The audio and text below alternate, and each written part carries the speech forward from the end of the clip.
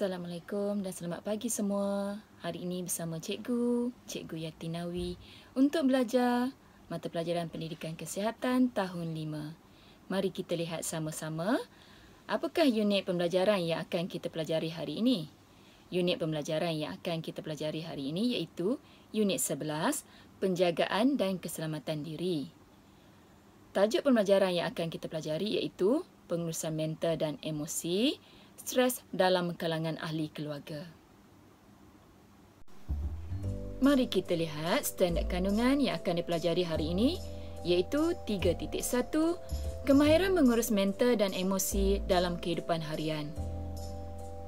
Seterusnya, kita lihat pula standard pembelajaran.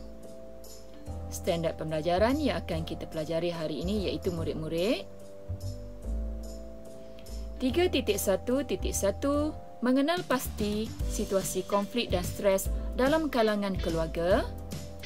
Yang kedua, 3.1.2 Menjelaskan kesan konflik dan stres terhadap keluarga.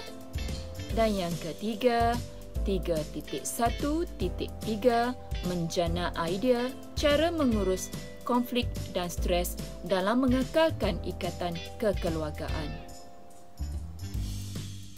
Kriteria kejayaan pula, murid-murid akan dapat mengenal pasti stres dalam kalangan ahli keluarga. Yang kedua, menyatakan kesan stres dalam kalangan ahli keluarga. Dan yang ketiga, menyenaraikan cara mengurus stres untuk mengekalkan ikatan kekeluargaan. Mari kita lihat buku teks pendidikan jasmani dan pendidikan kesihatan tahun 5. Lihat halaman 83.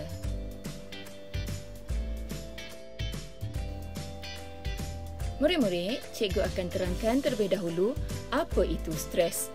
Okey, apa maksud stres di sini sebenarnya murid-murid? Ya, stres ialah keadaan resah, cemas, tegang dan sebagainya akibat tekanan mental dan fizikal. Murid-murid tahu tak situasi yang bagaimana sebenarnya yang boleh menyebabkan stres ni? Kalau nak tahu, jom ikuti pembelajaran kita selanjutnya. Ini antara situasi yang boleh menyebabkan stres. Saya perlu menjaga adik. Peperiksaan semakin hampir. Banyak lagi buku yang belum saya ulang kaji. Ini menunjukkan tekanan menghadapi peperiksaan. Adik, kenapa koyak buku abang? Ini pula menunjukkan situasi pergaduhan antara adik-beradik. Dan yang seterusnya, situasi yang menyebabkan stres. Kakak tidak mahu bercakap dengan saya. Apa salah saya sebenarnya ya? Ini menunjukkan situasi stres hilang keyakinan diri. Okey, baiklah murid-murid. Cikgu telah terangkan 3 situasi yang boleh menyebabkan stres. Murid-murid, mari kita bincangkan kesan stres terhadap kanak-kanak. Yang pertama, mereka akan mula memberontak di mana mereka akan cepat marah tentang sesuatu perkara. Yang kedua,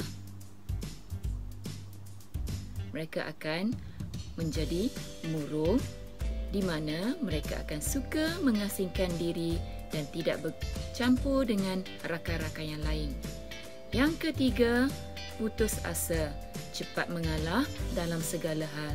Apa yang dilakukan, mereka akan cepat mengalah. Kesan yang keempat pula, apabila menghadapi stres, seorang itu akan mengalami gangguan mental di mana mereka akan sentiasa berasa sedih, kekacauan berfikir di mana tidak dapat berfikir yang mana baik dan buruk. Seterusnya akan mengalami gangguan tidur, tidak dapat tidur dengan lena dan mereka akan mengalami halusinasi iaitu bercakap dengan diri sendiri. Dan kesan yang terakhir sekali iaitu bertindak di luar kawalan. di mana mereka boleh melakukan perkara yang tidak disedari. Mereka akan melakukan sesuatu tindakan yang di luar kawalan mereka sendiri. Mereka juga akan mencederakan diri sendiri dan mereka juga boleh mencederakan orang lain yang berada di sekeliling mereka. Baiklah murid-murid, mari kita bincangkan langkah-langkah yang boleh kita ambil untuk mengatasi stres yang dihadapi. Yang pertama, kita perlu sentiasa berfikiran positif, di mana kita berfikir benda-benda yang baik sahaja. Kita juga boleh berkawan dengan rakan-rakan yang sentiasa berfikiran positif. Ini juga akan dapat mengelakkan stres yang kita hadapi. Selain itu juga, kita boleh juga berurut. Kenapa berurut ni? Dengan berurut, segala urat-urat saraf yang tegang, yang stres tadi akan dapat kita hilangkan dan kita akan dapat menghilangkan tekanan yang kita hadapi itu. Yang seterusnya, yang ketiga, kita juga boleh berkata, relax, ini boleh dihadapi. Apabila sentiasa berkata begitu, sesuatu perkara yang sukar yang kita hadapi akan kita dapat selesaikan dengan mudah dan kita tidak akan menghadapi tekanan ataupun stres. Yang keempat, kita juga boleh bersenam. Dengan bersenam, kita akan dapat mengeluarkan peluh dan toksik-toksik yang ada dalam badan kita. Kita boleh bersenam sekurang-kurangnya 2 kali seminggu. Dengan bersenam ini, kita akan dapat menghilangkan stres yang kita hadapi. Langkah seterusnya, kita perlu mempunyai rehat yang cukup. Kita boleh berehat sambil mendengar muzik. Kita boleh mendengar muzik yang kita gemari. Apabila kita melakukan sesuatu yang kita minat, yang kita gemar, jadi stres yang dihadapi akan hilang. Seterusnya, kita perlu bertenang. Apabila menghadapi masalah, kita perlu bertenang. Jangan cepat melatah dan jangan cepat naik angin. Seterusnya, kita boleh bernafas dengan dalam. Kita perlu menarik nafas dalam-dalam.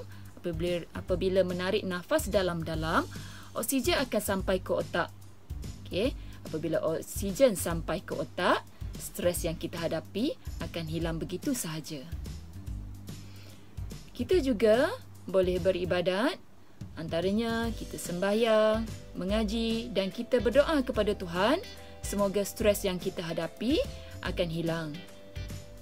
Bagi yang bukan beragama Islam, bolehlah beribadat mengikut agama masing-masing. Kita juga boleh mengambil langkah bercakap dengan seseorang ataupun berkongsi masalah yang kita hadapi. Apabila kita berkongsi, segala masalah yang kita hadapi akan hilang.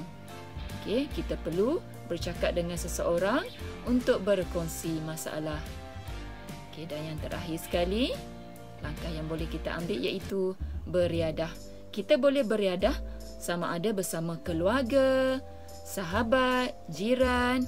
Antaranya kita boleh berbasikal, jogging, bersia-sia di taman. Apabila kita melakukan riadah, stres yang kita hadapi ini akan dapat kita hilangkan. Untuk tugasan, murid-murid bolehlah ke ruangan deskripsi, baca dan fahami langkah-langkah yang telah cikgu sediakan. Ikut turutan langkah yang cikgu sediakan. Ingat murid-murid, siapa buat, dialah yang dapat. Murid-murid, sesi pengajaran dan pembelajaran kita sudah sampai ke penghujungnya. Cikgu harapkan semoga video yang cikgu sediakan ini akan memberikan manfaat kepada kalian dan dapat meningkatkan lagi pemahaman mengenai tajuk yang kita pelajari hari ini. Cikgu doakan semoga kalian akan terus cemerlang walau di mana berada. Dan ingat murid-murid, sentiasa patuhi SOP walau di mana kalian pergi. Sekian saja daripada Cikgu Yatinawi. Assalamualaikum dan bye-bye.